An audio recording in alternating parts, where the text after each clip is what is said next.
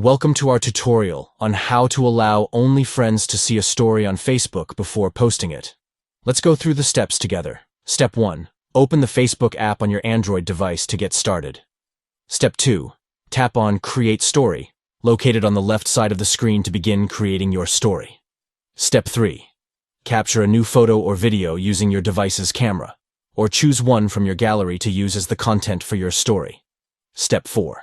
After selecting or capturing your content, you have the option to enhance it by adding text, stickers, or other effects to customize your story. Step 5. Once you're satisfied with your story, tap on Privacy at the bottom left corner of the screen. Step 6. Select the option for Friends to limit the visibility of your story to only your friends on Facebook. Step 7. Finally, tap on Share to post your story and make it visible exclusively to your friends. By following these steps, you can share your story with your friends only on Facebook before posting it, ensuring that your content is shared with a select audience within your social circle. Thank you for watching.